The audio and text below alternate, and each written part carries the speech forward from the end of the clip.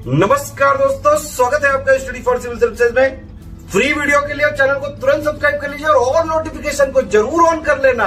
हमारा फ्री वाला टेलीग्राम ये वाला ग्रुप जरूर से जरूर ज्वाइन कर लीजिएगा।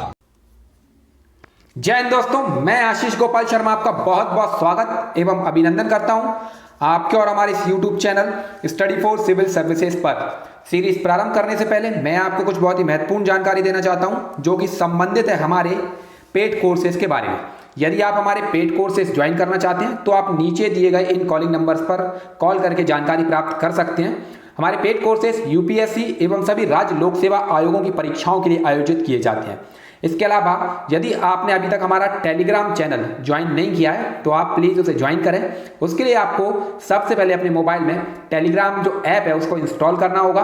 प्ले स्टोर से जाकर के आप टेलीग्राम जो ऐप है उसको डाउनलोड कर सकते हैं। इसके बाद वहां पर आप @स्टडी फॉर सिविल सर्विसेज इसको सर्च कीजिए और ज्वाइन के ऑप्शन पर क्लिक करके आप हमारे इस चैनल के मेंबर बन सकते हैं। इस चैनल का मेंबर बनने का फायदा आपको ये होगा कि जितने भी अपडेटेड वीडियो नोटिफिकेशंस होते हैं और जितने भी initiative Study for Civil Services के द्वारा अलग अलग प्रतियोगी परीक्षाओं के लिए चलाए जाते हैं, उन सभी की अपडेटेड एवं लेटेस्ट जानकारी आपको वहां पर प्राप्त होगी। इसके अलावा यदि आपने हमारा यूट्यूब चैनल सब्सक्राइब नहीं किया है तो प्लीज उसे सब्सक्राइब करें एवं बेल आइकन का बटन दबाना ना भूलें। चलिए दोस्तों, हम आगे बढ़ते हैं हमारी सीरीज की ओर। और हमारी सीरीज जो वर्तमान में जारी है वो है मध्य प्रदेश लोक सेवा आयोग के मुख्य परीक्षा के पूर्व वर्षों के प्रश्न पत्रों के ऊपर। इस क्रम में हम लोगों ने अभी तक 2018 के प्रथम एवं द्वितीय प्रश्न पत्र पूर्ण कर लिए हैं तथा तृतीय प्रश्न पत्र का खंड आ भी हमने क्या कर लिया, कंप्लीट कर लिया है। अब हम लोग आज तृतीय प्रश्न पत्र के खंड बा के ऊपर चर्चा करेंगे जिसमें भारत की अर्थव्यवस्था एवं मध्य प्रदेश की आर्थिक व्यवस्था के संदर्भ में प्रश्न पूछे जाते हैं। तो चलिए दोस्तों, हम प्रारंभ करते हैं। आज का हमारा जो टॉपिक है उसमें पहला प्रश्न हमारा है विमुद्रीकरण का क्या अर्थ है। ये 3 नंबर वाले प्रश्न हैं जिनका उत्तर आपको लगभग 1 या 2 पंक्तियों में देना होता है। तो पहला प्रश्न हम लोग देखेंगे, विमुद्रीकरण का क्या अर्थ है, डीमोनेटाइजेशन क्या होता है।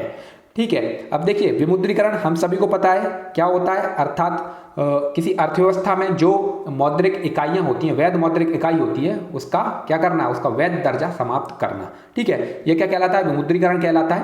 तो इसका उत्तर भी इसी प्रकार देंगे, अर्थव्यवस्था में प्रचलित किसी मौद्रिक इकाई का वैध मुद्रा का दर्जा क्या करना, समाप्त करना।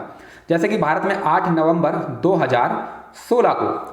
2016 को भारत के प्रधानमंत्री द्वारा क्या किया गया था, ठीक है, घोषणा की गई थी कि 500 व 1000 के जो नोट हैं वो अब क्या हो जाएंगे, डीनोटिफाई हो जाएंगे, अर्थात वो वैध मुद्रा या लीगल टेंडर नहीं रहेंगे। ठीक है, तो किसी अर्थव्यवस्था में जो प्रचलित मुद्रा होती है उसको बंद करके उसके स्थान पर कोई नई मुद्रा जो है जारी की जा सकती है या फिर नई मुद्रा जारी नहीं भी की जाए। ठीक है, जो प्रचलित मुद्रा है उसको बंद कर दिया जाए तो ये क्या कहलाता है, विमुद्रीकरण कहलाता है। ठीक है, इस हेतु जो प्रचलित मुद्रा है उसकी वैधानिक जो गारंटी होती है अर्थात जो लीगल टेंडर होता है, ठीक है, वो समाप्त हो जाता है, उसको रद्द कर दिया जाता है।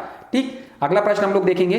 अगला प्रश्न है हमारा वस्तु एवं सेवा कर, जीएसटी से आप क्या समझते हैं। ठीक है, what do you understand by goods and services tax, GST के बारे में पूछा जा रहा है। तो जीएसटी के बारे में हम सभी को पता है, वस्तुओं और सेवाओं पर लगने वाला जो अप्रत्यक्ष कर है वो क्या कहलाता है, जीएसटी कहलाता है। ठीक है, वस्तु एवं सेवा कर कहलाता है। तो ये क्या है, ये एक प्रकार का अप्रत्यक्ष कर जो कि वस्तु एवं सेवाओं की आपूर्ति पर लगाया जाने वाला डेस्टिनेशन बेस्ड टैक्स है। अर्थात ये क्या होता है, जो अंतिम जो गंतव्य स्थान होता है, ठीक है, वहां पर क्या होती है, इसकी वसूली की जाती है। तो इसको क्या कहते हैं हम लोग, जीएसटी कहते हैं। इसको कब से लागू किया गया भारत में, जीएसटी को 1 जुलाई 2017 से भारत में जो है वो जीएसटी जो है वो लागू किया गया है। इसके बाद हमारा अगला प्रश्न है शुद्ध अंतर प्रवाह की अवधारणा क्या है। ठीक है, शुद्ध अंतर प्रवाह या नेट जो है वो इनफ्लो इसको कहा जाता है, जो कॉन्सेप्ट है वो क्या है। ठीक, तो इसका आंसर हम लोग देंगे कि किसी अर्थव्यवस्था में बाह्य निवेशकों द्वारा किया गया निवेश का जो मूल्य होता है वो शुद्ध अंतर प्रवाह कहलाता है। ठीक है, इसको दूसरे शब्दों में कहें तो किसी एक दिए गए वित्त वर्ष में राष्ट्र में जितना अंतर प्रवाह इनफ्लो आया तथा जितना देश के बाहर गया, इन दोनों का जो अंतर होता है वो शुद्ध अंतर प्रवाह कहलाता है। ठीक है, अर्थात इनफ्लो एवं आउटफ्लो, जो निवेश भारत में किया गया और जो निवेश भारत से बाहर गया, उन दोनों में जो डिफरेंस होता है उसको शुद्ध अंतर प्रवाह कहा जाता है। इसके बाद हम देखेंगे हरित लेखांकन से क्या तात्पर्य है। अगला प्रश्न है हमारा ग्रीन जो ऑडिटिंग होती है, ठीक है, ग्रीन अकाउंटिंग या ग्रीन ऑडिटिंग इसको कहा जाता है, तो क्या तात्पर्य है इससे। तो ग्रीन ऑडिटिंग हम सभी को पता है ये किससे, पर्यावरण के संदर्भ में, ठीक है, इसकी बात की जा रही है ग्रीन ऑडिटिंग की, हरित लेखांकन की। तो जब बात करते हैं ग्रीन ऑडिटिंग की, तो यह लेखांकन का वह तरीका है, अर्थात ऑडिटिंग का वह तरीका है जो किसी परिचालन के वित्तीय परिणामों में, अर्थात किसी परिचालन के वित्तीय परिणामों में क्या करते हैं, पर्यावरणीय कारकों के मूल्य को भी क्या करता है, समाहित करता है। या फिर दूसरे शब्दों में इसको कहें तो ये क्या करता है, जीडीपी में वृद्धि के कारण प्रकृति या पर्यावरण को जितना नुकसान हुआ है, ठीक है, तो यदि इसकी भरपाई हेतु सरकार यदि कोई राशि खर्च करती है तो उसे राष्ट्रीय आय में से क्या किया जाएगा, घटाया जाए, तो इसे क्या कहते हैं हम, ग्रीन ऑडिटिंग या हरित लेखांकन कहते हैं। ठीक, अगला प्रश्न है हमारा, कौन से देश ब्रिक्स के सदस्य हैं। जो ब्रिक्स जो एक बहुपक्षीय संगठन है जो दक्षिण दक्षिण सहयोग पर आधारित है, ठीक है, साउथ साउथ कोऑपरेशन की बात इसमें की जाती है। तो इसके सदस्यों की बात की जा रही है कि ब्रिक्स के अंतर्गत कौन कौन से जो देश हैं वो इसके मेंबर हैं। तो हम सभी को पता है ब्रिक्स जो है वो इसके सदस्य राष्ट्रों के नामों के पहले अक्षर से ही, ठीक है, इसका जो पूरा नाम बनता है ब्रिक्स। तो बी से आपका क्या होता है, ब्राजील, आर से आपका रशिया, आई से इंडिया, सी से चाइना और एस से साउथ अफ्रीका। हम सभी को पता है कि साउथ अफ्रीका इसमें जो है वो बाद में शामिल हुआ था, ठीक है। इसके बाद हम लोग बात करेंगे, हमारा अगला प्रश्न है, अगला प्रश्न है हमारा, प्रधानमंत्री मुद्रा योजना के क्या उद्देश्य हैं। ठीक है, जो प्रधानमंत्री मुद्रा योजना है उसके क्या उद्देश्य हैं, उसके ऑब्जेक्टिव क्या क्या हैं, उनके बारे में पूछा गया है। ठीक, अब 3 नंबर का प्रश्न है तो हम इसके उद्देश्य बताने का प्रयास करेंगे। सबसे पहला जो मुख्य उद्देश्य है वो ये क्या है कि जो छोटी इकाइयां होती हैं, ठीक है, किसकी, जो उद्योगों की छोटी इकाइयां हैं, ठीक है, उनके लिए क्या करना है, ऋण या लोन की सुविधा उपलब्ध कराना है। ठीक है, स्वरोजगार के लिए सुलभ व सहज लोन सुविधा उपलब्ध कराना, छोटे उद्यमियों के द्वारा रोजगार का सृजन।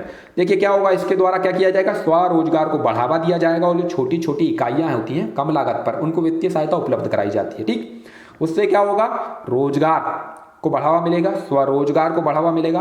ठीक है, सस्ती दरों पर आसानी से इसमें क्या होगा, ऋण उपलब्ध होगा। ठीक है, तो इससे उद्यमशीलता को भी बढ़ावा मिलेगा। हम 2 उद्देश्य इसके लिख रहे हैं यहाँ पर। ठीक, इसके बाद अगला महत्वपूर्ण प्रश्न है हमारा, खाद्य सुरक्षा की अवधारणा क्या है। ठीक है, फूड सिक्योरिटी का जो कॉन्सेप्ट है वो क्या है।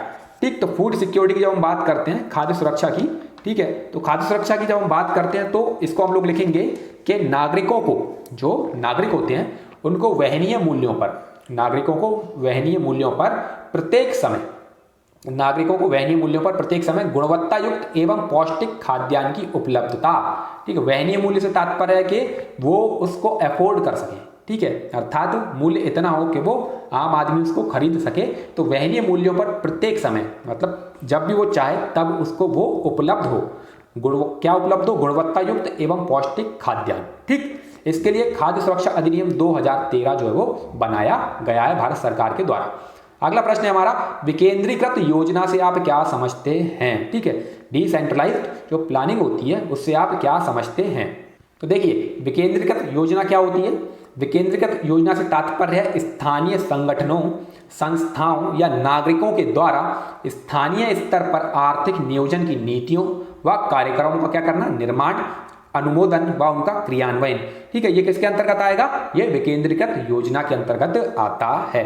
देखिए हम लोगों ने क्या किया है, भारत की जब हम बात करते हैं तो भारत में डिसेंट्रलाइजेशन जो किया गया है वो 3 स्तर पर, त्रिस्तरीय या लोकतांत्रिक विकेंद्रीकरण वाली व्यवस्था भारत में वर्तमान में विद्यमान है। पहला हो गया आपका केंद्र स्तर पर सेंटर हो गया, फिर हो गया आपके स्टेट और फिर हो गया आपका जो लोकल सेल्फ गवर्नमेंट होती है। ठीक है, लोकल सेल्फ जो गवर्नमेंट है, ठीक है, उसकी बात हम करते हैं। तो हमने 3 स्तर पर, निचले स्तर तक क्या किया हम लोग, नगरीय निकाय और पंचायतों तक क्या किया है, उनको खुद के ठीक विकास की योजनाएं बनाने के अधिकार जो है वो नीचे तक विकेंद्रीकृत कर दिए हैं। इसके बाद हम अगला प्रश्न हमारा देखते हैं, रोजगार की गुणवत्ता होता है उसकी गुणवत्ता क्या होती है। ठीक है, इसकी बात हम करेंगे। तो रोजगार की गुणवत्ता से तात्पर्य क्या है, कार्य की दशाएं। ठीक है, मतलब रोजगार की गुणवत्ता से तात्पर्य उस रोजगार से है जिसमें रोजगार की क्या हो, सुरक्षा हो। ठीक है, जो कार्य की दशाएं होती हैं, ठीक है, रोजगार के दौरान जो नैतिक मापदंड हैं, कार्य के समय का, कार्य जो होते हैं उनके समय का प्रबंधन, ठीक है, मौद्रिक एवं अन्य लाभ तथा व्यक्ति की कार्यशील एवं गैर कार्यशील जीवन पर प्रभाव आदि सभी को क्या किया जाता है, शामिल किया जाता है। और इन सब पर कैसा सकारात्मक प्रभाव जो है वो होना चाहिए। ये सब चीजें कैसी होनी चाहिए, पॉजिटिव होनी चाहिए। ठीक है। अगर किसी रोजगार में ये सारी चीजें कैसी हैं, पॉजिटिव हैं, ठीक है, कैसी हैं, पॉजिटिव हैं, तो वो कैसा कहेगा, गुणवत्तापूर्ण रोजगार कहलाता है। इसके बाद हम बात करेंगे अगले प्रश्न की, डायरेक्ट बेनिफिट ट्रांसफर स्कीम का उद्देश्य क्या है, ठीक है, डीबीटी इसको कहा जाता है इन शॉर्ट, ठीक है। जो मतलब प्रत्यक्ष जो लाभ अंतरण वाली जो स्कीम है, प्रत्यक्ष लाभ अंतरण, डायरेक्ट बेनिफिट ट्रांसफर स्कीम का उद्देश्य क्या है, इसका मतलब जो ऑब्जेक्टिव क्या है, ठीक। तो इसका उद्देश्य क्या है, सरकार के द्वारा प्रदान किए जाने वाले नगद लाभ या राहत सब्सिडी में बांटे जाने वाले धन में पारदर्शिता लाना व चोरी को रोकना। हम सभी को पता है कि जितने भी लोक कल्याणकारी कार्य होते हैं, ठीक है, तो उसमें सरकार क्या करती है, जन कल्याण के कार्यों में निचले स्तर के जो लोग होते हैं उनको कई प्रकार के आर्थिक लाभ जो है वो प्रदान किए जाते हैं, ठीक। तो पहले क्या होता था, वो लाभ उनको नगद दिए जाते थे। अब डायरेक्ट बेनिफिट ट्रांसफर स्कीम में क्या है कि वो लाभ क्या होंगे, वो लाभ उनके अकाउंट में, उनके खाते में सीधे क्या होते हैं, ट्रांसफर किए जाते हैं। इससे क्या होगा, इससे क्या होगा, जो चोरी होती थी, जो भ्रष्टाचार होता था, वो क्या होगा, उस पर लगाम लगेगी और जो प्रक्रिया है नगद लाभ देने की, उसमें पारदर्शिता जो है वो आ पाएगी, ट्रांसपेरेंसी जो है वो स्थापित हो सकेगी। इसके बाद अगला प्रश्न है हमारा, वे प्रमुख अवयव क्या हैं जिन पर मानव विकास सूचकांक आधारित है, जो ह्यूमन डेवलपमेंट इंडेक्स है हमारा HDI, ठीक है। तो उसके प्रमुख अवयव कौन कौन से हैं, जो 3 हम लोगों को पता है, जीवन प्रत्याशा, ठीक है, आपका ज्ञान और अच्छा जीवन स्तर की बात की जाती है, एजुकेशन, हेल्थ और लाइफ एक्सपेक्टेंसी, 3 जो महत्वपूर्ण अवयव हैं, उन्हीं को यहाँ पर लिखना है हमको। तो इसका उत्तर देंगे, 3 प्रमुख अवयव इस प्रकार हैं। सबसे पहले आपका हो गया लाइफ एक्सपेक्टेंसी, जीवन प्रत्याशा, अर्थात जन्म के समय व्यक्ति की जीवित रहने की, ठीक है, मतलब कितने वर्ष तक वो जीवित रहेगा जन्म लेने के बाद, तो वो जीवन प्रत्याशा कहलाती है, ठीक। इसके बाद शिक्षा का स्तर, अर्थात जो स्कूली शिक्षा होती है उसकी बात इसमें की जाती है, और फिर जीवन स्तर, उसका लाइफ स्टाइल कैसा है, ठीक है, इसमें प्रति व्यक्ति आय को शामिल किया जाता है, ठीक है। तो ये 3 प्रमुख अवयव हैं मानव विकास सूचकांक के। इसके बाद अगला प्रश्न है हमारा, क्षेत्रीय असंतुलन के 3 प्रमुख कारण हमको बताने हैं कि भाई जो क्षेत्रीय असंतुलन है या रीजनल इम्बैलेंस इसको कहा जाता है, इसके कारण क्या क्या है, तो 3 प्रमुख कारण यहाँ पर लिखना है। तो सबसे पहले हम देखेंगे, इसका उत्तर देंगे, कारण इस प्रकार हैं। सबसे पहला कारण है भौगोलिक कारण। भौगोलिक कारण क्या होते हैं, जैसे मैदानी क्षेत्र व दुर्गम पहाड़ी क्षेत्रों की बात की जाए तो मैदानी क्षेत्रों में क्या होता है, विकास ज़्यादा होता है, वहाँ पर मतलब समानता देखी जाती है विकास के कार्यों में, लेकिन जो दुर्गम एवं पहाड़ी क्षेत्र होते हैं वहाँ पर क्या होता है, विकास की गतिविधियाँ काफ़ी कम होती हैं। जैसे कि पूर्वोत्तर की हम बात करें या जो हमारे पर्वतीय दुर्गम क्षेत्र है, वहाँ पर जो विकास है वो हमको कम देखने को मिलता है। तो भौगोलिक जो कारण भी वहाँ पर होते हैं, ठीक है। आपका केवल दुर्गम पहाड़ी क्षेत्र ही, जैसे राजस्थान की हम बात कर रहे हैं, रेगिस्तानी क्षेत्र हो गया, तो इस प्रकार के दुर्गम जो क्षेत्र है, ठीक है, जहाँ पर क्या है, संसाधनों की उपलब्धता कम है, ठीक है, वहाँ पर और बाहर से भी संसाधन अगर लाए जाएं तो वहाँ पर पहुँचाने में काफ़ी ज़्यादा समस्याएं आती हैं। तो इस प्रकार के जो जोग्राफिकल रीजन्स हैं वो इसके आड़े आते हैं, ठीक, क्षेत्रीय असंतुलन को बढ़ावा देते हैं। इसके अलावा जो संसाधन होते हैं, रिसोर्सेज होते हैं, तो संसाधनों की असमान वितरण व्यवस्था, ठीक है। तो छोटा नागपुर पठारवा थार मरुस्थल की जब हम बात करते हैं, ठीक है, तो जो संसाधन होते हैं उनकी कैसी असमान वितरण जो व्यवस्था है उसके कारण भी हमको क्या होता है, ठीक है, क्षेत्रीय असंतुलन देखने को मिलता है। इसके बाद हम बात करेंगे सरकारों की नीतिगत असफलताएं। जो सरकारें हैं, ठीक है, तो उनकी नीतियों की असफलता भी एक प्रकार का क्या करती है, इसमें महत्वपूर्ण भूमिका निभाती है। इसके अलावा आप लिख सकते हैं आधारभूत अवसंरचना का असमान विकास होना, ठीक है, प्राकृतिक मानवीय बाधाएं हो गई, अभी बताया जैसे मैंने, ठीक, पर्वत पठार आदि, तो आप लिख सकते हैं, ठीक है। और भी आपके पास कोई कारण हो तो आप 3 प्रमुख कोई से भी कारण वहां पर लिख करके आ सकते हैं। अगला प्रश्न है हमारा, हमारे देश में निम्न लिंगानुपात के क्या कारण हैं, ठीक है, अर्थात जो हमारे यहाँ सेक्स रेशियो है, ठीक है, मेल और फीमेल के बीच में, जब भारत की बात करते हैं तो वर्तमान में कितना 943, ठीक है, महिलाएं हैं प्रति 1000 पुरुषों के ऊपर, ठीक है, तो ये काफी कम है, ठीक। तो ये निम्न लिंगानुपात का क्या कारण है, और कुछ राज्य तो ऐसे हैं जिनमें काफी ज्यादा कम है, ठीक, जैसे हरियाणा हो गया आपका। तो क्या कारण है, वो कारण हमको बताना है, तो कारण हम एक एक करके बताएंगे। सबसे पहला कारण है पुरुष प्रधान रूढ़िवादी मानसिकता, ठीक है, ये सामाजिक कारण के अंतर्गत आ गया आपका कि जो पुरुष प्रधान हमारे यहाँ, ठीक है, जो रूढ़िवादी मानसिकता है, जहाँ पर पुरुषों को या बालकों को हम ज़्यादा चाहते हैं, पुत्र की कामना ज़्यादा होती है, ठीक है, तो वो एक मानसिकता हमारे यहाँ रही है। वंश कौन आगे बढ़ाएगा, पुत्र आगे बढ़ाएगा, ठीक। और जो जितने भी संस्कार होते हैं, ठीक है, जो माता पिता की मृत्यु के बाद किए जाते हैं तो पुत्र के द्वारा किए जाएंगे, उनकी अंत्येष्टि हो गया, उनका पितरों का तर्पण हो गया।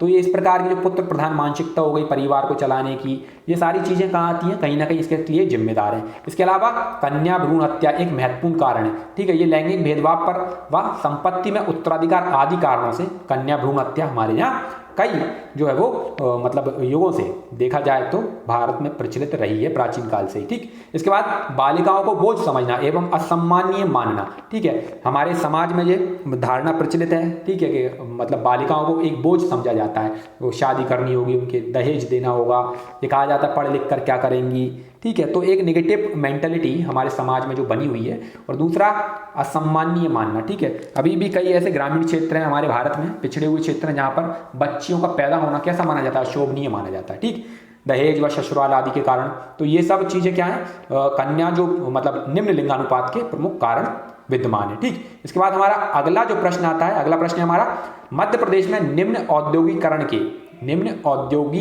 के कोई दो प्रमुख कारण बताइए, ठीक है। तो जो निम्न औद्योगिकरण मध्य प्रदेश में हुआ है उसके दो प्रमुख कारण बताना है, तो हम कोई भी दो कारण लिख सकते हैं, ठीक है, लेकिन दो महत्वपूर्ण कारण जो है वो हम बताएंगे यहाँ पर।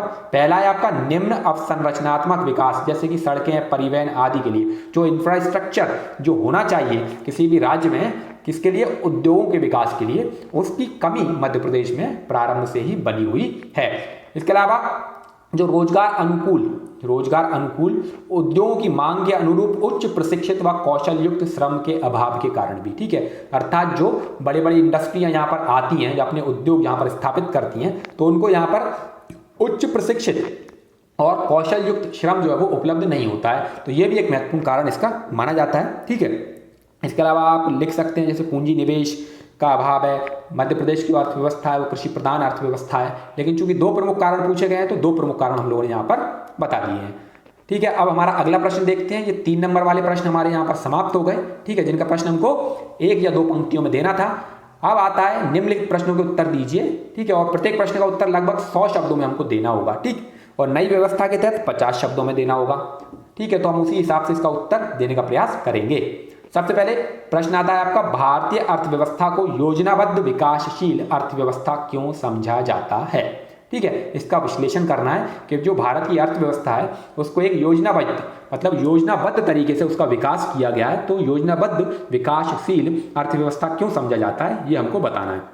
तो इसका उत्तर हम लोग देंगे, निम्नलिखित कारणों से भारतीय अर्थव्यवस्था को योजनाबद्ध विकासशील अर्थव्यवस्था समझा जाता है, ठीक है। तो वे कारण कौन कौन से हैं? सबसे पहला, आर्थिक विकास के लिए नियोजित विकास के मॉडल को अपनाया गया, ठीक है। हम सभी को पता है कि जब भारत आजाद हुआ और जब आर्थिक विकास की बात आई तो हम लोगों ने योजना आयोग का क्या किया, निर्माण किया, ठीक है। और क्या किया हम लोगों ने, नियोजित विकास का मॉडल क्या कहता है, जिसमें दीर्घकालिक और अल्पकालिक जो योजनाएं हैं वो विकास की बनाई जाती हैं। जैसे कि दीर्घकाल में पंचवर्षीय योजनाएं हम लोग बनाते हैं, ठीक है, और कुछ छोटी छोटी योजनाएं भी जो है वो उनके बीच बीच में बनाई जाती रहती थी। तो आर्थिक विकास के लिए हमने कौन सा मॉडल अपनाया, नियोजित विकास के मॉडल को अपनाया, ठीक है। उसके बाद हमने क्या किया, चरणबद्ध रूप से राज्य के अंतर्गत पंचवर्षीय योजनाओं के द्वारा प्राथमिक भारतीय उद्योगों को विकसित किया, ठीक है।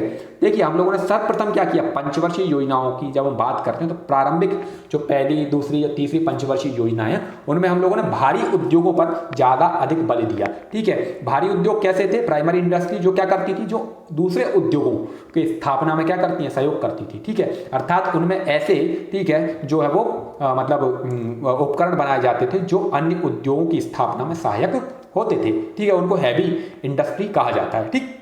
इसके बाद हमने क्या किया, कृषि के क्षेत्र पर विकास दिया, ठीक है। क्या किया हम लोगों ने फिर हरित क्रांति व दुग्ध क्रांति के द्वारा खाद्यान्न आत्मनिर्भरता एवं कृषि व पशुपालन का क्या किया, संगठन किया, ठीक है। 1967 की जब हम बात करते हैं तो हरित क्रांति हमारे यहाँ लाई जाती है जब हम हैवी इंडस्ट्रीज वाला जो पार्ट हो जाता है, पहली, दूसरी, तीसरी जो पंच योजनाएं होती हैं उसके बाद, तो हम लोग क्या करते हैं फिर खाद्य आत्मनिर्भरता पर क्या करते हैं, ध्यान देते हैं, क्योंकि हम सभी को पता है इसी समय हमको 2 युद्ध लड़ने पड़ जाते हैं, पाकिस्तान से और चाइना से, ठीक है। तो भारत मतलब ऐसे संकट के समय में भारत को ये मतलब भारतीय अर्थव्यवस्था में ये भान होता है कि जो खाद्यान्न आत्मनिर्भरता कितनी जरूरी है, क्योंकि उस समय हमको अमेरिका से जो वो गेहूं निर्यात करने पड़ते हैं और वो भी शर्तों के आधार पर, और वो लाल कलर का जो गेहूं होता था जिसमें कि आज की जो गाजर घास भारत की जो खरपतवार की एक बहुत बड़ी समस्या है भारतीय कृषि की, ठीक है, उसमें गाजर घास एक बहुत महत्वपूर्ण भूमिका निभाती है, ठीक है। और वो किसकी देन है, वो अमेरिका से जो गेहूं उस समय हम लोगों ने संधि के तहत जो है वो वहां से आयात हम लोगों को करने पड़ते थे, तो उनमें गाजर घास के बीज जो है वो आए भारत में, और आज पूरा भारत आप देख सकते हैं, ठीक है। गाजर घास एक महत्वपूर्ण मतलब क्या हो गई है, बाधक हो गई है, खरपतवार के रूप में जो है वो क्या करती है, फसल को नष्ट करने में लगी हुई है, ठीक। इसके बाद पंचवर्षीय योजनाओं के द्वारा क्या किया गया, बेरोजगारी गरीबी उन्मूलन जैसे लक्ष्यों को साधा गया, ठीक है। जो विभिन्न पंचवर्षीय योजनाएं होती थी तो उनमें बेरोजगारी, ठीक है, गरीबी हो गया, इन सभी को हटाने के लक्ष्य जो है वो रखे गए। इसके अलावा 1990 के बाद जब हम बात करते हैं,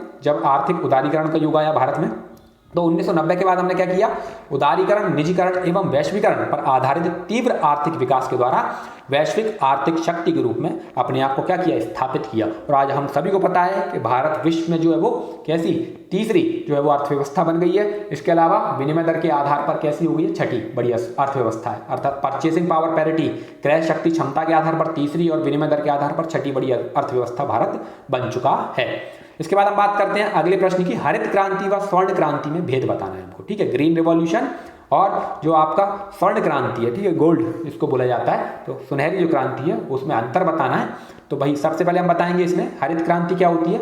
ग्रीन रिवॉल्यूशन किससे संबंधित है, खाद्यान्न के उत्पादन से, अर्थात ये खाद्य आत्मनिर्भरता प्राप्त करने के लिए खाद्यान्न उत्पादन से संबंधित है। जबकि स्वर्ण क्रांति ये शहद एवं बागवानी फसलों के उत्पादन से संबंधित है, ठीक है। अगला पॉइंट बताएंगे इसमें खाद्यान्नों का, हरित क्रांति में खाद्यान्नों का वृहत स्तर पर उत्पादन किया जाता है जिससे खाद्य आत्मनिर्भरता प्राप्त होती है, ठीक है। जबकि स्वर्ण क्रांति में क्या होता है, इसमें शहद एवं विभिन्न फलों व सब्जियों को मुख्य रूप से खाद्य प्रसंस्करण उद्योगों में मांग की पूर्ति हेतु उत्पादित किया जाता है। अर्थात जो शहद होता है या अन्य जो फल व सब्जी होती है, ठीक है, वो क्यों उत्पादित की जाती है, बृहत स्तर पर, ठीक है, फार्मिंग इनकी की जाती है, जो कि फूड प्रोसेसिंग इंडस्ट्री का क्या एक महत्वपूर्ण आगत है, ठीक है, एक इनपुट है। इसके बाद जो खाद्यान्न की बात करें हरित क्रांति की, तो यह बड़े बड़े खेतों में उच्च गुणवत्ता युक्त बीज, कीटनाशकों, अधिक सिंचाई के द्वारा उत्पादित होते हैं। जबकि स्वर्ण क्रांति क्या है, यह बागवानी फसलें हैं एवं फलों और सब्जियों को उत्पादित किया जाता है, ठीक है, स्वर्ण क्रांति के अंतर्गत। इस प्रकार ये हमारा प्रश्न जो है वो कंप्लीट होता है। 3 पॉइंट इधर हमने दिए और 3 ही पॉइंट स्वर्ण क्रांति के संदर्भ में दिए। इसके बाद अगला हमारा पॉइंट आता है नरसिम्हम जो नरसिंह समिति थी उसकी सिफारिशों के आधार पर सरकार द्वारा वित्तीय क्षेत्र में सुधार हेतु क्या प्रयास किए गए, ठीक है। तो जो नरसिम्ह समिति थी वो बैंकिंग रिफॉर्म से संबंधित थी और उनकी सिफारिशों के आधार पर सरकार ने वित्तीय क्षेत्र में क्या क्या सुधार किए हैं वो हमको यहाँ पर बताना है, तो हम एक एक करके बताएंगे, ठीक है। तो इसकी सिफारिशों पर जो प्रयास किए गए वो प्रयास निम्नलिखित हैं, अर्थात निम्नलिखित प्रयास किए गए। सबसे पहला प्रयास क्या किया गया, जो सांविधिक तरलता अनुपात होता है, SLR इसको बोला जाता है, ठीक है, स्टैट्यूटरी लिक्विडिटी रेशो इसको कहते हैं, वह नगद आरक्षित अनुपात, ठीक है, जो कैश रिजर्व रेशो, उसकी सीमा को क्या किया, घटाया गया, ठीक है। इसके अलावा SLR को कितना किया, 38.5% से घटाकर 25%, 25% किया, और CRR को 15% से घटाकर 4.1% किया गया, ठीक। इसके बाद अगला आता है आपका पूंजी पर्याप्तता अनुपात को सभी सार्वजनिक बैंकों के लिए कितना किया गया, 8% किया गया, ठीक है। तो पूंजी पर्याप्तता अनुपात है उसको सभी सार्वजनिक जो बैंक थे, ठीक है, पब्लिक जो बैंक थे उनके लिए 8% जो है वो कर दिया गया। इसके अलावा ब्याज दरों का अविनियमन किया गया, अर्थात इनको डीरेगुलेट किया गया, किसको, जो इंटरेस्ट रेट थी उनको डीरेगुलेट किया गया एवं इन्हें किसके ऊपर छोड़ दिया गया, बाजारों के ऊपर छोड़ दिया गया, ठीक। इसके बाद व्यावसायिक बैंकों में पेशेवर रवैया लाने के लिए क्या किया गया, जो कमर्शियल बैंक थे उनमें प्रोफेशनलिज्म लाने के लिए विवेकपूर्ण मानदंड RBI द्वारा लागू किए गए। इसके अलावा ऋणों की वापसी के लिए सरकार द्वारा क्या किया गया, बैंकों और वित्तीय संस्थानों को बकाया ऋणों की वापसी अधिनियम 1993 भी पारित किया गया। इसकी हम बात करते हैं NPA जो वर्तमान में काफी ज्यादा है, नॉन परफॉर्मिंग एसेट्स जो होते हैं, जो ऋण जो होते हैं जो किसमें चले जाते हैं, जिनकी मतलब भुगतान नहीं होता है, ठीक है, जो ऋण चुकाए नहीं जाते हैं वो NPA में चले जाते हैं। तो सरकार ने क्या किया, ऋणों की वापसी के लिए सरकार द्वारा एक अधिनियम बनाया गया, कानून बनाया गया, जिसको बैंकों और वित्तीय संस्थानों के बकाया ऋणों की वापसी अधिनियम 1993 कहा जाता है। तो ये सभी प्रयास किसकी सिफारिशों पर किए गए थे? नरसिंहम समिति की सिफारिशों पर ये सारे सुधार जो है बैंकिंग सेक्टर में किए गए। ठीक है, इसके बाद अगला प्रश्न है हमारा, प्रधानमंत्री ग्राम सड़क योजना के उद्देश्य बताना है हमको। ठीक है, जो प्रधानमंत्री ग्राम सड़क योजना उसके प्रमुख उद्देश्य क्या हैं ये बताना है। तो प्रधानमंत्री ग्राम सड़क योजना के जो उद्देश्य हैं वो निम्नलिखित हैं। प्रधानमंत्री ग्राम सड़क योजना के उद्देश्य निम्नलिखित हैं, एक एक करके देखते हैं। सबसे पहला उद्देश्य क्या है? इसका मुख्य उद्देश्य ग्रामीण इलाकों को 12 सड़कों के द्वारा शहरी क्षेत्रों से जोड़ना है। ठीक है, जो ग्रामीण इलाके हैं, ठीक है, वहां पर क्या होता है, जो सड़कें होती हैं तो वो सड़कें कैसी बनाई जाएंगी? 12 अर्थात वर्ष भर जो है वो उनका संपर्क इन सड़कों के माध्यम से ग्रामीण क्षेत्रों का संपर्क शहरी क्षेत्रों से बना रहे। ठीक, इसके बाद इसके अंतर्गत ग्रामीण इलाकों में 500 या इससे अधिक आबादी तथा पहाड़ी व दुर्गम क्षेत्रों में 250 लोगों की आबादी वाले जो गांव होंगे, ठीक है, उनको पक्की 12 मौसम अनुकूल सड़कों के द्वारा शहरी क्षेत्रों से जोड़ा जाएगा। ठीक है, तो क्राइटेरिया क्या रखा गया था इसके तहत? ग्रामीण क्षेत्रों में 500 या इससे अधिक आबादी वाले जो गांव होंगे वो, और जो पहाड़ी व दुर्गम क्षेत्र है वहां पर 250 या उससे अधिक 250 लोगों की आबादी वाले जो गांव हैं, ठीक है, वहां पर इन सड़कों का विकास किया जाएगा। अगला क्या है? इससे ग्रामीण क्षेत्रों के सामाजिक आर्थिक, जाहिर सी बात है जब सड़कें बन जाएंगी, ठीक है, और शहरों से जुड़ जाएंगे जो ग्रामीण क्षेत्र है, तो जो ग्रामीण क्षेत्रों की उपज है, उत्पादन होता है, वो कहाँ जा पाएगा? शहर जा पाएगा। ठीक है, तो क्या होगा? ग्रामीण क्षेत्रों का सामाजिक जो आर्थिक विकास का लक्ष्य है उसको प्राप्त किया जा सकता है। हाल ही में केंद्र सरकार द्वारा इसके तीसरे चरण की घोषणा की गई है। ठीक है, इसके बाद अगला हमारा महत्वपूर्ण प्रश्न है, किसान क्रेडिट कार्ड स्कीम की प्रमुख विशेषता लिखिए। जो KCC जिसको कहा जाता है किसान क्रेडिट कार्ड जो योजना है, इसकी प्रमुख विशेषता हमको यहाँ पर लिखनी है। तो कौन कौन सी विशेषताएं वो एक एक करके देखेंगे। किसान क्रेडिट कार्ड स्कीम की प्रमुख विशेषताएं इस प्रकार है। सबसे पहला क्या है? कम ब्याज दर पर किसानों को लोन की सुविधा। ठीक है, इस कार्ड के द्वारा किसान क्या कर सकता है? बहुत ही कम ब्याज दर पर, इंटरेस्ट रेट पर क्या ले सकता है? लोन ले सकता है। किसके लिए? अपनी फसलों के लिए। ठीक, इसके बाद अगला जो महत्वपूर्ण पॉइंट है वो है क्षेत्रीय ग्रामीण बैंक जो होते हैं हमारे, ठीक है, रूरल जो मतलब रीजनल रूरल जो बैंक होते हैं, या फिर सहकारी जो बैंक होते हैं, या फिर सार्वजनिक क्षेत्र के व्यावसायिक बैंकों के माध्यम से क्या किया जाता है? ऋण प्रदान किया जाता है। ठीक है, किसके लिए? कृषि के लिए। इसके अंतर्गत कृषि और उससे संबंधित, इसके अंतर्गत कृषि एवं उससे संबंधित अन्य क्रियाओं के लिए भी लोन सुविधा उपलब्ध है। ठीक है, लोन कितने वर्षों के लिए? 3 वर्षों तक के लिए ऋण प्रदान किया जाता है। ठीक, तो ये इसके महत्वपूर्ण प्रावधान होगा। यही पूछा गया था, प्रमुख विशेषताएं जो हम लोगों ने लिखी है। इसके बाद अगला जो हमारा प्रश्न है वो आता है आपका, मध्य प्रदेश में कृषि के महत्व पर एक संक्षिप्त टिप्पणी लिखिए। जो MP में कृषि है उसके महत्व पर एक संक्षिप्त टिप्पणी लिखना है। ठीक है, तो हम लिखेंगे, इसका उत्तर देंगे, मध्य प्रदेश एक कृषि आधारित अर्थव्यवस्था वाला प्रदेश है। ठीक है, मध्य प्रदेश की यदि हम बात करें, ठीक है, तो यहाँ की अर्थव्यवस्था जो है वो किस पर आधारित है? कृषि पर आधारित है, जिसमें कृषि का महत्व निम्नलिखित आधारों पर समझा जा सकता है। सबसे पहला महत्वपूर्ण आधार क्या है? खाद्यान्न आत्मनिर्भरता में। ठीक है, खाद्यान्न आत्मनिर्भरता, ठीक है, जो खाद्य सुरक्षा की बात की जाए मध्य प्रदेश को, तो वो इससे प्राप्त होती है। ठीक, और हम सभी को पता है कि मध्य प्रदेश पिछले कुछ वर्षों से निरंतर लगातार 4 वर्षों तक कृषि कर्मण पुरस्कार मध्य प्रदेश ने जीता है। ठीक है, और रिकॉर्ड स्तर पर यहाँ पर खाद्यान्न उत्पादन किया जा रहा है। इसके बाद अगला है आपका कृषि आधारित उद्योगों में कच्चे माल की आपूर्ति में। ठीक है, तो मध्य प्रदेश में जब हम उद्योगों की बात करते हैं तो यहाँ पर जो कृषि आधारित उद्योग है उनका विकास ज्यादा हुआ है। ठीक है, तो जो रॉ मटेरियल होता है इन उद्योगों में उसकी आपूर्ति में इसकी भूमिका काफी महत्वपूर्ण है। ठीक है, इसके अलावा ग्रामीण क्षेत्रों के सामाजिक आर्थिक विकास की जब हम बात करते हैं तो उसमें इसकी भूमिका काफी ज्यादा महत्वपूर्ण है। इसके अलावा ग्रामीण क्षेत्रों में रोजगार प्रदान करने में, ठीक, तो ग्रामीण क्षेत्रों में जो रोजगार सृजन होता है कृषि के क्षेत्र में उसमें हो गया। इसके अलावा मध्य प्रदेश में खाद्य प्रसंस्करण उद्योगों की स्थापना में जो कृषि पर आधारित है, जो फूड प्रोसेसिंग यूनिट्स होती हैं, ठीक है, उनका जो इनपुट जो होता है, जो रॉ मटेरियल होता है वो क्या होता है आपका, जो मतलब एग्रीकल्चरल जो प्रोडक्शन होता है, ठीक है, वो होता है। ठीक, तो उनकी स्थापना में भी क्या होगा, ये महत्वपूर्ण भूमिका निभाती है हमारी कृषि।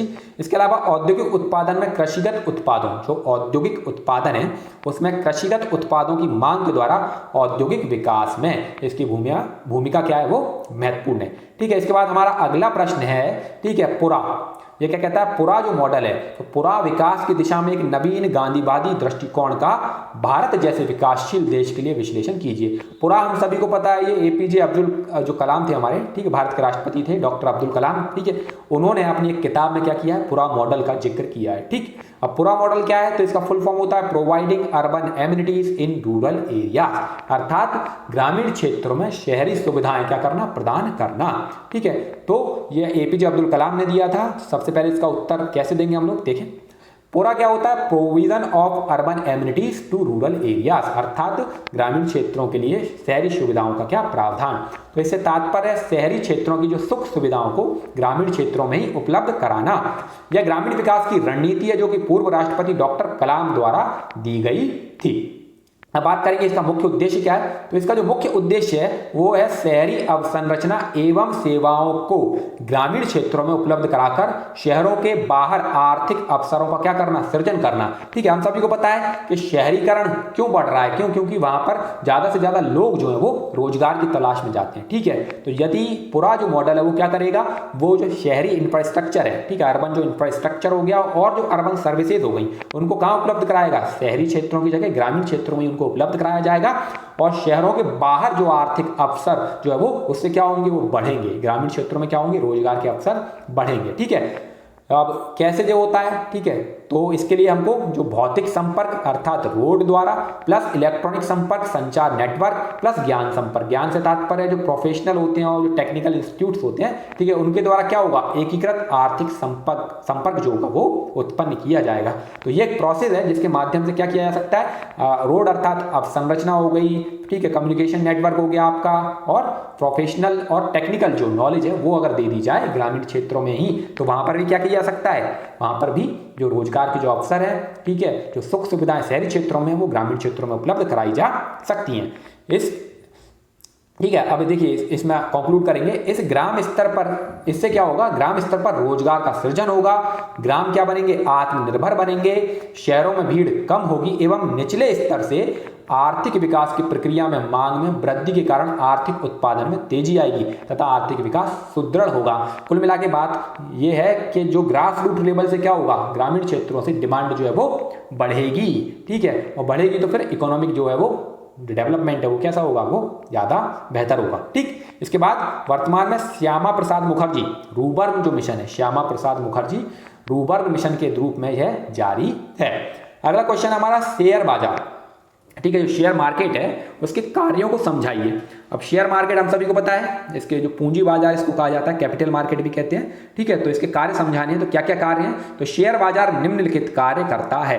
सबसे पहला कार्य क्या है, यह आर्थिक बैरोमीटर के रूप में किसी देश की अर्थव्यवस्था का सटीक आकलन करता है। ठीक है, हम सभी को पता है, हम लोग जब देखते हैं जो इंडेक्स देखते हैं, जो मतलब सूचकांक होता है हमारा, शेयर सूचकांक होते हैं, विभिन्न शेयर सूचकांकों के माध्यम से हम लोग देखते हैं कि आज जो हमारा सूचकांक था वो इतना इतना अंक गिर गया, आज हमारे सूचकांक में इतने इतने अंक जो है वो वृद्धि हुई। तो इससे हमको क्या पता चलता है कि अर्थव्यवस्था में गिरावट हो रही है। ठीक है, अर्थव्यवस्था में क्या हो रहा है, वृद्धि हो रही है। ठीक है, तो अर्थव्यवस्था का सटीक आकलन जो है वो इसके द्वारा किया जाता है, तो इसीलिए इसको आर्थिक बैरोमीटर कहा जाता है किसी भी देश की अर्थव्यवस्था का। ठीक, इसके बाद मांग एवं आपूर्ति के आधार पर यह क्या करता है, प्रतिभूतियों के मूल्य का निर्धारण करता है। जो सिक्योरिटीज होती हैं, जो बॉन्ड होते हैं, सिक्योरिटीज बॉन्ड, ठीक है, तो मांग एवं डिमांड एवं सप्लाई के आधार पर क्या करता है, सिक्योरिटीज का मूल्य निर्धारण करता है। इसके अलावा सुरक्षित लेन देन की जब हम बात करते हैं, मतलब सेफ जो ट्रांजैक्शन होते हैं उनकी बात करते हैं। ठीक है, तो ये एक सुरक्षित लेन देन का काम भी करता है। क्यों करता है, क्योंकि केवल जो सूचीबद्ध प्रतिभूतियों के द्वारा ही व्यापार होता है। ठीक है, तो शेयर बाजार में जो लिस्टेड जो क्या होते हैं, शेयर होते हैं, ठीक है, अर्थात जो लिस्टेड जो सिक्योरिटीज होती हैं, ठीक है, जो शेयर होते हैं उन्हीं के द्वारा व्यापार होता है। तो एक प्रकार से ये लेन देन कैसा हो गया, सुरक्षित हो गया। इसके अलावा आर्थिक विकास में योगदान देता है वह विनिवेश या पुनर्निवेश के द्वारा।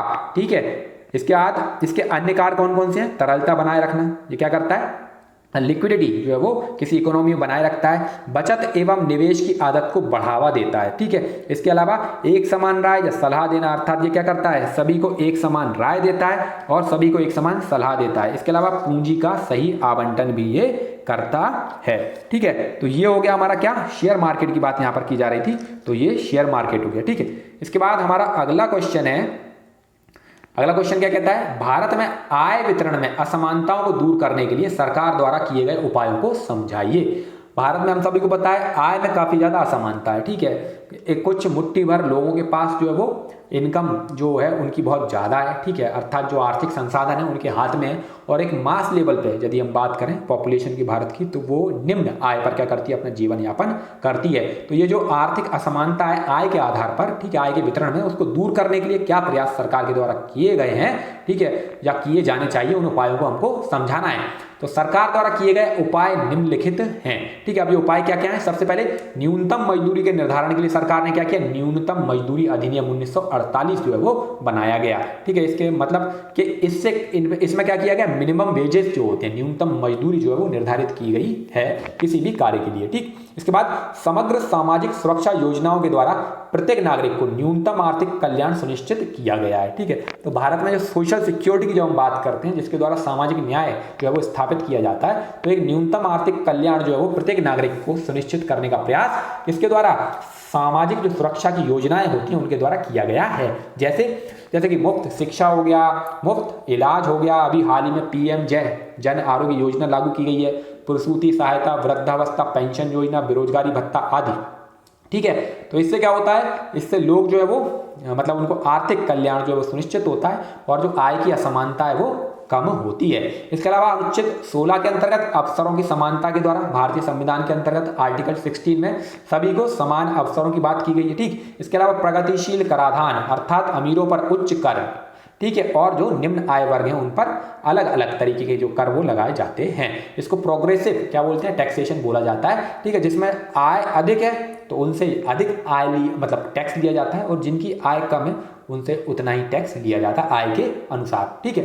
तो और इसके अलावा अलग अलग आय वर्ग के लिए हमारे यहाँ क्या है, अलग अलग टैक्स स्लैब है, ठीक है। हम सभी को पता है कि अभी 5 लाख तक तो कोई भी टैक्स हमको पे नहीं करना है, ठीक। इसके बाद जब हम बात करते हैं जैसे जैसे उसके ऊपर बढ़ता जाता है टैक्स स्लैब अलग अलग है, 10 लाख के ऊपर अलग है, ठीक है। फिर और उच्च जो उनकी हाई इनकम वाले हैं उनके लिए अलग टैक्स जो है वो इनकम है वो मतलब टैक्स स्लैब है। तो वहाँ पर अलग अलग आय वर्ग के लिए अलग अलग जो है वो कर जो है उनकी व्यवस्था की गई है। इसके अलावा कृषि भूमि धारण करने की अधिकतम सीमा का निर्धारण जो है वो हमारे यहाँ किया गया, जिसको हम लोग क्या कहते हैं, हदबंदी कहते हैं। इसके अलावा संविधान के भाग 4 में वर्णित विभिन्न उपबंधों के प्रभावी क्रियान्वयन के द्वारा, भाग 4 हम सभी को पता है जो राज्य के नीति निर्देशक तत्व हैं, ठीक है ना। तो वो क्या है, वो लोक कल्याणकारी राज्य के स्थापना का कार्य करते हैं, ठीक है। सामाजिक आर्थिक जो न्याय है उसको सुनिश्चित करते हैं, ठीक है। तो भाग 4 में वर्णित जो विभिन्न उपबंध हैं उनका प्रभावी क्रियान्वयन के द्वारा भी क्या किया गया है, आय के वितरण में जो असमानता है भारत में उनको कम करने का प्रयास सरकारों के द्वारा किया गया है। अगला महत्वपूर्ण प्रश्न है हमारा, भारत में भूमि सुधारों के क्या उद्देश्य हैं, जो लैंड रिफॉर्म है उनके प्रमुख उद्देश्य भारत में क्या क्या हैं वो हमको यहाँ पर बताना है, ठीक है। जब हम बात करते हैं भारत में, उत्तर देंगे भारत में भूमि सुधारों को 2 प्रमुख उद्देश्य हैं। पहला है सामाजिक न्याय की स्थापना और दूसरा है आर्थिक असमानता को समाप्त कर आर्थिक समृद्धि सुनिश्चित करना, ठीक है। एक तो हो गया भारत में सामाजिक न्याय की, जब हम बात करते हैं सोशल जस्टिस, ठीक है, वो हो गया, और दूसरा भारत की जो आर्थिक समृद्धि है वो इससे रिलेटेड हो गया आपका, ठीक है। देखते हैं उपरोक्त के अलावा अन्य महत्वपूर्ण उद्देश्य जो है वो इस प्रकार हैं। अन्य महत्वपूर्ण उद्देश्य कौन कौन से हैं एक एक करके देखते हैं। सबसे पहला आपका हो गया समतावादी संरचना को प्राप्त करने के लिए भूमि संबंधों को पुनर्संरचित करना, ठीक है। जो भूमि के संबंध है, लैंड जो रिलेशंस है, ठीक है, उनको क्या करना, उनको रीस्ट्रक्चर करना, किसके लिए, समतावादी समाज की जो संरचना है उसको प्राप्त करने के लिए। इसके अलावा भूमि संबंधों में अत्याचार व शोषण को समाप्त करना, ठीक है। हम लोगों ने देखा है कि जो भूमि का मालिक होते हैं, ठीक है, और उनमें जो काम करने वाले कृषक होते हैं, मजदूर होते हैं, काश्तकार होते हैं, और जो भूमि से संबंधित जितने भी जो कार्य होते हैं उनमें अत्याचार व शोषण को क्या करना, समाप्त करना। इसके अलावा भूमि को जोतने वाले को भूमि का अधिकार सुनिश्चित करना, ठीक है। हम लोग देखते हैं कि लोगों के पास भूमि तो बहुत है और वो लोग कभी अपने खेतों पर या अपनी जो कृषि योग्य भूमि है उस पर कभी जाते भी नहीं है। वहाँ पर वर्षों से उनके नौकर या उस ग्रामीण क्षेत्र के आसपास रहने वाले लोग जो है वो कार्य कर रहे हैं, ठीक है। लेकिन मालिकाना हक जो है वो किसी और का बना हुआ है, वो कहीं दूर विदेशों में या कहीं शहरी क्षेत्रों में निवास करते हैं, ठीक। तो जो व्यक्ति भूमि में कार्य करता है, फसल उपजाता है, उसका अधिकार उस पर सुनिश्चित करना, ठीक। तो ये भी भूमि सुधार का एक प्रमुख उद्देश्य है। इसके अलावा ग्रामीण गरीबों के भूमि आधार को बढ़ाकर उनकी सामाजिक आर्थिक स्थिति में क्या करना, वृद्धि करना। तो ग्रामीण क्षेत्रों में जो गरीब हैं, निर्धन हैं, जिनके पास भूमि नहीं है, तो उनको भूमि उपलब्ध हो, तो उनके भूमि के आधार को क्या करना, उसको बढ़ाना, और जिससे उनकी सामाजिक आर्थिक स्थिति में क्या हो पाए, वृद्धि हो पाए। ठीक है, तो ये प्रमुख उद्देश्य हो गए। इसके बाद अगला प्रश्न है हमारा राष्ट्रीय ग्रामीण आजीविका मिशन, NRLM की बात की जा रही है। राष्ट्रीय ग्रामीण आजीविका मिशन NRLM की प्रमुख विशेषताएं बताइए। ठीक है, तो इसके बारे में बताएंगे। सबसे पहले ये मिशन है क्या। ठीक है, तो राष्ट्रीय ग्रामीण आजीविका मिशन का मुख्य उद्देश्य क्या है, विभिन्न कार्यक्रमों के माध्यम से ग्रामीण गरीब परिवारों की गरीबी दूर करना। ठीक है, जो ग्रामीण क्षेत्रों में जो गरीब परिवार हैं उनकी गरीबी दूर करने के लिए राष्ट्रीय ग्रामीण आजीविका मिशन के तहत विभिन्न जो कार्यक्रम संचालित किए जाते हैं। अब इसकी प्रमुख विशेषताएं निम्नलिखित हैं, तो इसकी विशेषताएं देखेंगे। सबसे पहला विशेषता क्या है इसकी, सार्वभौमिक सामाजिक एकजुटता। ठीक है, अब सार्वभौम सामाजिक एकजुटता क्या है, इसमें प्रत्येक ग्रामीण निर्धन परिवार से कम एक सदस्य, मुख्यतः महिला को क्या किया जाएगा, स्व सहायता समूह जो सेल्फ हेल्प ग्रुप होते हैं उसमें शामिल किया जाएगा। ठीक है, तालमेल तथा भागीदारी के माध्यम से। ठीक है, इसके बाद गरीबों के संस्थापन को प्रोत्साहित करना। ठीक है, किसके माध्यम से, सेल्फ हेल्प स्व सहायता समूहों के माध्यम से गरीबों के संस्थापन को प्रोत्साहित करना, उनको बढ़ावा देना। ठीक है, इसके अलावा प्रशिक्षण, क्षमता निर्माण व कौशल विकास करना ग्रामीण क्षेत्रों में। ठीक है, इसके अलावा सार्वभौम वित्तीय समावेशन और नवीकरण। इसके अलावा आजीविका ग्रामीण स्वरोजगार प्रशिक्षण संस्थान। ठीक है, इनकी क्या करना, स्थापना करना। ठीक है, ग्रामीण स्वरोजगार प्रशिक्षण संस्थान क्या होते हैं, RSETI इनको कहा जाता है। ठीक है, RSETI क्या होता है, जो rural self employment training institution इनको कहा जाता है। ठीक है, तो आजीविका के लिए ग्रामीण स्वरोजगार प्रशिक्षण संस्थान, इनकी क्या करना, स्थापना करना ग्रामीण क्षेत्रों में। ठीक, तो ये इसके प्रमुख विशेषताएं हो गई और उद्देश्य हो गए NRLM के। अब हमारा अगला प्रश्न है, अगला प्रश्न जो है हमारा दीर्घ उत्तरीय प्रश्न है। ठीक है, इसमें क्या करना है हमको, निम्नलिखित प्रश्नों में से प्रत्येक का उत्तर लगभग 300 शब्दों में देना है। ठीक है, तो ये दीर्घ उत्तरीय प्रश्न हो गया और इस पार्ट का अंतिम भाग हो गया। ठीक है, पार्ट बी का। तो सबसे पहला प्रश्न हम लोग देखेंगे, भारतीय अर्थव्यवस्था के द्वारा सामना की जाने वाली विभिन्न समस्याओं एवं चुनौतियों का आलोचनात्मक मूल्यांकन करना है। अर्थात जो अभी हाल ही में, मतलब वर्तमान में जो विभिन्न जो प्रॉब्लम्स हैं और जो चैलेंजेस हैं इंडियन इकोनॉमी के सामने, ठीक है, जिनको वो फेस कर रही है इंडियन इकोनॉमी, उनका क्या करना है, हम लोगों को क्रिटिसिज्म करना है। ठीक है, क्रिटिकली उसको क्या करना है, इवेल्युएट करना है, आलोचनात्मक मूल्यांकन करना है। तो इसका उत्तर हम लोग देंगे। सबसे पहले भूमिका देंगे इसमें। 1991 के बाद से भारतीय अर्थव्यवस्था में उदारवादी मुक्त बाजार, व्यापक खुलापन, ठीक है, व्यापार में खुलेपन की बात की जा रही है, और अब संरचनाओं में निवेश को बढ़ावा देकर भारतीय अर्थव्यवस्था के तीव्र आर्थिक विकास व आर्थिक समृद्धि की तीव्र दर को बढ़ाने में सहयोग मिला है। फिर भी भारतीय अर्थव्यवस्था के समक्ष कुछ समस्याएं एवं चुनौतियां अभी भी विद्यमान हैं जो निम्नलिखित हैं। ठीक है, हम सभी को पता है कि 1991 के बाद जो आर्थिक सुधार भारत में हुए हैं, ठीक है, जो उदारवादी ठीक है कदम जो उठाए गए थे, भारतीय अर्थव्यवस्था को क्या बनाया गया, उदार बनाया गया। उसके कारण हमारे यहाँ तीव्र आर्थिक समृद्धि देखने को मिली है, उच्च जो है वो जो ग्रोथ जो है वो विकास की दर देखने को मिली है। लेकिन उसके बावजूद भी भारतीय अर्थव्यवस्था में क्या है, कई सारी समस्याएं और चुनौतियां अभी भी विद्यमान है, तो उनके बारे में हमको बताना है क्योंकि यही पूछा गया है। तो वे चुनौतियां क्या क्या हैं, समस्याएं क्या क्या हैं, वो देखते हैं। सबसे पहला बेरोजगारी। ठीक है, 7.8% फरवरी 2020 तक की जब बात करते हैं, तो बेरोजगारी की जब हम बात करते हैं तो वो अभी इतनी है। निम्न शैक्षणिक मानदंड, ठीक है, जो भारत में शिक्षा की बात करते हैं तो वहां पर जो शैक्षणिक जो क्या मेजर्स हैं वो कैसे हैं, एकदम लो लेवल के हैं। निम्न अवसंरचनात्मक ढांचा और जो इंफ्रास्ट्रक्चरल जो मतलब डेवलपमेंट है वो कैसा है, भारत में काफी निम्न है। ठीक है, इसका विकास अभी भी पूर्ण रूप से विकसित रूप से नहीं हो पाया है। ठीक, इसके अलावा भुगतान संतुलन में नकारात्मक स्थिति, जो बैलेंस ऑफ पेमेंट है, BOP जिसको कहा जाता है, उसमें भारत की स्थिति कैसी है, नकारात्मक है। अर्थात हमारे यहाँ आयात जो है वो ज्यादा है। ठीक है, आयात कैसा है, ज्यादा है, और निर्यात कैसा है, वो कम है। ठीक है, तो जो बैलेंस ऑफ पेमेंट है वो कैसा है, हमारे यहाँ नकारात्मक है भारत में। चाइना के संदर्भ में हम लोग देखते हैं, ठीक है, बार बार कहा जाता है कि चाइना के साथ हमारा कैसा है जो व्यापार है वो हमारा भारत के पक्ष में नकारात्मक है और चाइना के पक्ष में पॉजिटिव है, तो वो बैलेंस ऑफ पेमेंट के संदर्भ में ही कहा जाता है। इसके बाद आता है निजी ऋण का उच्च स्तर, अर्थात जो भारत सरकार के द्वारा जो ऋण लिए गए हैं अभी, ठीक है, तो वो कैसे है, उनका लेवल कितना ज़्यादा, काफ़ी ज़्यादा हाई है। इसके अलावा असमानता में वृद्धि भारत में देखने को मिल रही है। ठीक है, जो आर्थिक असमानता है वो दिनों दिन बढ़ती चली जा रही है। ठीक है, हम लोग देखते हैं कि गरीब और गरीब होता चला जा रहा है और अमीर होता चला जा रहा है। अर्थात जो पूंजी का संकेंद्रण है, जो आर्थिक संसाधन है, उनका संकेंद्रण जो है वो जो पहले से ही संपन्न लोग हैं, ठीक है, कुछ मुट्ठी भर लोग हैं, बड़े बड़े पूंजीपति उद्योगपति उन्हीं के हाथों में है, और एक बड़ी जनसंख्या में भारत में क्या है, जो है गरीबी विद्यमान है। ठीक है, तेंदुलकर समिति और जो आपकी रंगराजन समिति की रिपोर्ट यदि हम देखते हैं तो भारत में कितना, लगभग 37%, मतलब अप्रोक्सीमेट देखें तो 40% जनसंख्या अभी भी गरीबी रेखा के नीचे है। ठीक, इसके बाद हम बात करते हैं विशाल बजट घाटा, अर्थात भारत में जो बजट घाटे की हम बात करते हैं, ठीक है, जिसको राजकोषीय घाटा भी कहते हैं, वो अभी भी विद्यमान है। वो जीडीपी का कितना, 3.4%। ठीक,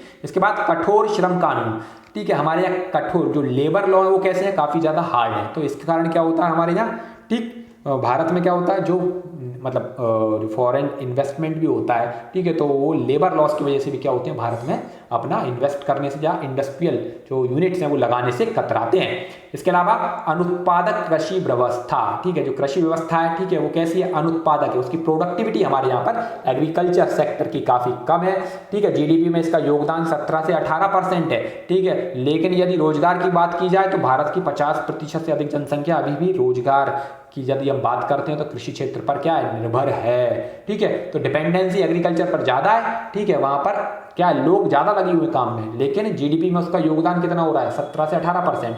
तो प्रोडक्टिविटी कैसी है, मतलब सीमांत, वो एक प्रकार से जिसको हम डिस्गाइज्ड प्रच्छन्न बेरोजगारी जिसको कहते हैं, छिपी हुई बेरोजगारी, वो भारत में अधिक देखने को मिलती है कृषि क्षेत्र में। ठीक, इसके बाद हम बात करेंगे आपका जो निम्न कर संग्रह। ठीक है, निम्न कर संग्रह क्या होता है, आपका जो टैक्स कलेक्शन है वो काफ़ी कम है भारत में। हमारे यहाँ टैक्स की चोरी बहुत होती है। हम लोग देखते हैं कि जो आम नागरिक है, ठीक है, एक तो हमारे यहाँ पॉपुलेशन मतलब बीपीएल के नीचे जो आते हैं, पॉवर्टी बिलो पॉवर्टी लाइन जो है उसकी पॉपुलेशन बहुत ज़्यादा है, तो वो टैक्स पे ही नहीं है। ठीक है, दूसरा हमारे यहाँ सर्वाधिक जो टैक्स कलेक्शन होता भी है तो वो गवर्नमेंट एम्प्लॉइज से ज़्यादा होता है। ठीक है, टैक्स की चोरी करने के साधन हमारे यहाँ काफ़ी ज़्यादा है, तो लोग टैक्स की चोरी बहुत करते हैं हमारे यहाँ। ठीक, व्यापार में कठिनाइयाँ, ठीक है, जो व्यापारिक कठिनाइयाँ हैं, ईज ऑफ डूइंग बिजनेस की बात करते हैं, भारत की रैंकिंग वर्तमान में सुधरी है, लेकिन फिर भी कई कठिनाइयाँ, कई परेशानियाँ व्यापार में विद्यमान हैं। ठीक है, इसके अलावा क्षेत्रीय असमानता की हम बात करते हैं, रीजनल इम्बैलेंसेस हैं, वो भी भारत में विद्यमान है। ठीक, इसके अलावा निम्न प्रति व्यक्ति आय, ये भी एक प्रमुख चुनौती है। वर्तमान में जो पर कैपिटा इनकम है, निम्न प्रति व्यक्ति आय वर्तमान में कितना, 1,26,406, 2018-19 का ये आंकड़ा है। ठीक, प्रति व्यक्ति वार्षिक आय कितनी है, इतनी है। जनसंख्या का बढ़ता दबाव, ठीक है, कोई जनसंख्या नीति ना होने के कारण भारत में क्या है, ठीक है, जनसंख्या का दबाव बढ़ता चला जा रहा है। हाल ही में चर्चा में है कि भारत में क्या किया जाना चाहिए, कोई जनसंख्या नीति लाई जानी चाहिए, जनसंख्या नियंत्रण के ऊपर कोई मतलब सख्त कदम सरकार को उठाना चाहिए। ठीक है, इसके अलावा भ्रष्टाचार एक प्रमुख समस्या है हमारे यहाँ पर।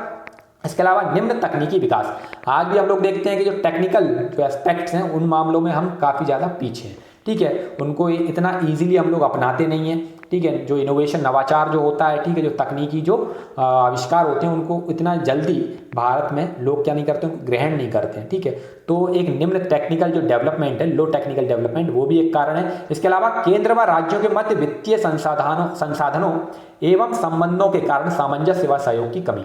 हम सभी को पता है केंद्र एवं राज्य स्तर पर वित्तीय संसाधनों एवं जो केंद्र राज्य के संबंध है, ठीक है, उनमें सामंजस्य एवं सहयोग का जो है वो कमी देखी जाती है। जीएसटी के मामलों में हम सभी ने देखा था। ठीक है, तो ये सब कारण है जिनके कारण क्या है, ये सब चुनौतियां वर्तमान में किसके समक्ष, भारत की अर्थव्यवस्था के समक्ष विद्यमान है। तो उपरोक्त वर्णित समस्याओं व चुनौतियों ने भारतीय अर्थव्यवस्था के विकास एवं समृद्धि दर को क्या किया है, प्रतिकूल रूप से, नेगेटिव रूप से क्या किया है, प्रभावित किया है। किंतु भारत की सरकारों ने विभिन्न आर्थिक नीतियों व कार्यक्रमों के द्वारा शनै शनै इनका सामना करते हुए भारत को विश्व आर्थिक शक्ति के रूप में स्थापित किया है। ठीक है, और इसी का प्रतिफल है कि आज भारत की जब हम बात करते हैं तो आज भारत को क्रय शक्ति क्षमता के आधार पर विश्व में तीसरे तथा विनिमय दर के आधार पर विश्व में 6वीं बड़ी अर्थव्यवस्था के रूप में पहचाना जाता है। ठीक है, तो क्रिटिकली एनालाइज करना था। पहले हमने क्रिटिसिज्म किया, समस्याएं बताई, प्रॉब्लम्स बताई, फिर बताया कि भारत धीरे धीरे ग्रोथ कर रहा है और आज हम लोग तीसरे स्थान पर हैं। पीपीपी मतलब मोड की जब हम बात करते हैं, परचेजिंग पावर पैरिटी की, क्रय शक्ति क्षमता की, और विनिमय दर पर हम लोग 6ठी बड़ी अर्थव्यवस्था बन चुके हैं। ठीक है, काम अभी बहुत बाकी है। इसके बाद अगला हमारा प्रश्न है, मध्य प्रदेश के सहकारी आंदोलन की आलोचनात्मक समीक्षा कीजिए। ठीक है, जो कोऑपरेटिव मूवमेंट इसको कहा जाता है, तो इसकी क्रिटिकली क्या करना है, इसको इवेल्युएट करना है। ठीक, तो इसका उत्तर हम लोग देंगे साधारणतया। साधारणतया जो सहकारिता होता क्या है, कोऑपरेटिज्म होता क्या है, उसकी बात करेंगे। तो साधारणतया सहायता करने को सहकारिता कहा जाता है, अर्थात किसी की सहायता करना, अर्थात सहकार करना, सहकारिता करना। ठीक है, अब सहकारिता आंदोलन क्या है, तो ये सहकारिता आंदोलन आर्थिक दृष्टि से निर्बल व्यक्तियों के उस आंदोलन को कहा जाता है जो स्वेच्छा से आर्थिक हितों की पूर्ति हेतु बनाया जाता है। ठीक है, तो ये क्या है, आर्थिक दृष्टि से, इसका इकोनॉमिक जो विजन होता है। ठीक है, और ये क्या करता है, जो निर्बल जो व्यक्ति होते हैं, इकोनॉमिकली जो वीकर जो सेक्शन होता है, लोग होते हैं, वो क्या करते हैं, वो स्वेच्छा से क्या करते हैं, अपने आर्थिक हितों की, अर्थात अपने आर्थिक विकास के लिए क्या करते हैं, जो है सहकारिता जो है वो संगठन जो है वो बनाते हैं। अब क्या है इसमें, जो कि क्या किस पर आधारित होते हैं ये सहकारिता संगठन, ये पारस्परिक सहायता, त्याग, आत्मनिर्भरता एवं मितव्ययता आदि गुणों पर आधारित होता है तथा सामूहिक उत्तरदायित्व को प्रोत्साहित करता है। ठीक है, मध्य प्रदेश की जब हम बात करते हैं सहकारिता की, तो मध्य प्रदेश में सहकारिता आंदोलन का विकास इस प्रकार हुआ है। ठीक है, तो सबसे पहले हम देखेंगे भारत में सर्वप्रथम 1904 में सहकारी साख अधिनियम की स्थापना के द्वारा ग्रामीण एवं शहरी संगठनों में क्या किया गया, अंतर किया गया, जिसे 1912 में सहकारिता अधिनियम द्वारा समाप्त कर दिया गया तथा सन 1919 के अधिनियम से इसे राज्यों का विषय बना दिया गया। ठीक है, तो सहकारिता को किसका, राज्यों का, उस समय प्रांत होते थे। ठीक है, तो प्रांतों का विषय बना दिया गया। इसके बाद मध्य प्रदेश में पहली सहकारी समिति की बात करते हैं तो 1904 में गठन हुआ था, कहां पर, पिपरिया होशंगाबाद में। मध्य प्रदेश सहकारी समिति अधिनियम 1962 में बनाया गया। ठीक, और 1999 में मध्य प्रदेश स्वायत्त शासी 1999 मध्य प्रदेश स्वायत्त शासी सहकारिता अधिनियम बना। इसमें लोकतांत्रिक व स्वायत्त प्रणाली का समावेश किया गया, अर्थात जो सहकारी संगठन होते हैं, ठीक है, उनमें उनके गठन में जो लोकतांत्रिक एवं जो ऑटोनॉमस जो सिस्टम होता है उसको शामिल किया गया 1999 में। ठीक है, अब सहकारी समितियों के वर्गीकरण की बात करते हैं तो सहकारी समितियां कई प्रकार की होती हैं, जैसे कि प्राथमिक कृषि साख समिति की बात करते हैं तो प्राथमिक कृषि साख समिति क्या होती है, जो कृषि ऋण, बीज, ठीक है, पीडीएस जो सिस्टम होता है, सार्वजनिक वितरण प्रणाली, पब्लिक डिस्ट्रीब्यूशन सिस्टम, खाद, ठीक है, मिनिमम सपोर्ट प्राइस आदि जो है वो उनका निर्धारण करता है। ठीक है, इसके अलावा जिला व केंद्रीय साख समिति, तो जो जिला स्तरीय सहकारी बैंक इसके अंतर्गत स्थापित किए जाते हैं। और सबसे जो एपेक्स जो क्रेडिट जो कमेटी होती है या शीर्ष साख समिति इसको कहा जाता है, ये मध्य प्रदेश राज्य सहकारी भूमि विकास बैंक के अंतर्गत आती है। ठीक है, अब प्रमुख कार्य क्या है सहकारी समितियों के, तो भाई सहकारी आवास या गृह निर्माण संस्थाओं का क्या करना, निर्माण करना। ठीक है, तो इनके लिए क्या करता है, ये सहकारी समितियां कार्य करती हैं। डेयरी दुग्ध उत्पाद संघ, जैसे कि मध्य प्रदेश में सांची जो है, ठीक है, वो हो गया आपका। इसके अलावा वनोपज, तेंदुपत्ता संग्रहण, रेशम पालन आदि इस प्रकार के जो कार्य हैं, ठीक है, जो लघु जो वनोपज होती है या गौण वनोपज होती है, ठीक है, उनको क्या करना, उनका संग्रहण करना। ठीक, विपणन का कार्य इसके द्वारा किया जाता है। विपणन अर्थात सार्वजनिक वितरण प्रणाली में न्यूनतम समर्थन मूल्य, उपार्जन आदि कार्य किए जाते हैं विपणन के अंतर्गत। मत्स्य पालन के लिए क्या करते हैं, ये बीज प्रशिक्षण, मत्स्य उत्पादन बढ़ाना आदि के लिए भी कार्य करती हैं सहकारी समितियां।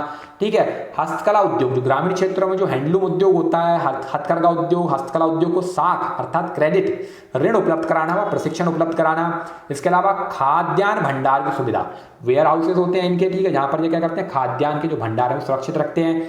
बैंकिंग के द्वारा क्या करते हैं, ये कृषि साख उपलब्ध कराते हैं। ठीक है, तो ये निम्नलिखित कार्य जो है वो सहकारिता समितियों के द्वारा, सहकारी आंदोलन के द्वारा किए जाते हैं। ठीक, इसको कंक्लूड करेंगे। उपरोक्त वर्णित कार्यों से सहकारी समितियों की कृषि, हाउसिंग, विपणन, मत्स्य पालन, भंडारण व साख उपलब्धता में महत्वपूर्ण भूमिका है, किंतु इसकी अपनी सीमाएं भी हैं। ठीक है, सीमाएं जो इसे कम प्रभावी बनाती हैं। अब सीमाएं कैसे हैं, जैसे सीमित पूंजी होती है इनके पास, प्रबंधन की समस्याएं, इनमें सहयोग की कमी, प्रतिबद्धता का अभाव पाया जाता है, संसाधनों का अभाव, अभिप्रेरणा की कमी आदि इसके महत्व को कम करते हैं तथा मध्य प्रदेश सरकार द्वारा इसके समग्र विकास हेतु अपेक्षित नीतिगत ढांचा एवं कार्यक्रमों की आवश्यकता है। ठीक, तो कोऑपरेटिज्म क्या होता है उसके बारे में हमने पढ़ा, उसके क्या कार्य होते हैं, उसकी क्या विशेषताएं, वो सभी हमने हमारे आंसर में देने का प्रयास किया। इसके बाद हमारा आज का अंतिम प्रश्न है, भारत में बेरोजगारी की समस्या को दूर करने हेतु पंचवर्षीय योजनाओं के दौरान किए गए प्रयासों का वर्णन कीजिए। ठीक है, तो भारत में बेरोजगारी एक काफी बड़ी समस्या है। ठीक, और पंचवर्षीय योजनाओं के माध्यम से इनको समाप्त करने के क्या क्या प्रयास किए गए हैं उनके बारे में हमसे पूछा गया है। तो हम अलग अलग पंचवर्षीय योजनाओं में जो जो प्रयास किए गए हैं उनका वर्णन यहाँ पर करेंगे। ठीक है, तो इसका उत्तर हम देंगे भारत विश्व की तेजी से बढ़ती हुई क्या है, अर्थव्यवस्था है। ठीक है, ये थोड़ा प्रश्न देखते हैं। भारत क्या है, विश्व की तेजी से बढ़ती हुई अर्थव्यवस्थाओं में से एक है। क्रय शक्ति क्षमता के आधार पर हम तृतीय हो गए हैं और विनिमय दर के आधार पर अभी छठी बड़ी वैश्विक अर्थव्यवस्था होने के बाद भी भारत में बढ़ती बेरोजगारी की समस्या क्या है, चिंता का विषय है। हालांकि पंचवर्षीय योजनाओं के द्वारा सरकारों ने नीतिगत प्रयास किए हैं जो इस प्रकार हैं। ठीक है, तो क्या क्या प्रयास किए गए हैं एक एक करके हम लोग देखते हैं। सर्वप्रथम क्या किया गया, छठी पंचवर्षीय योजना में, जो छठवीं पंचवर्षीय योजना के लक्ष्य में गरीबी उन्मूलन के साथ रोजगार में वृद्धि को शामिल किया गया था। ठीक है, तो पहली बार छठी पंचवर्षीय योजना में कुछ प्रयास जो है वो प्रारंभ किए गए। इसके बाद छठवीं पंचवर्षीय योजना के दौरान क्या किया गया, ग्रामीण क्षेत्रों में रोजगार के पूर्ण अवसर विकसित करने के लिए एकीकृत ग्रामीण विकास कार्यक्रम IRDPA प्रारंभ किया गया था।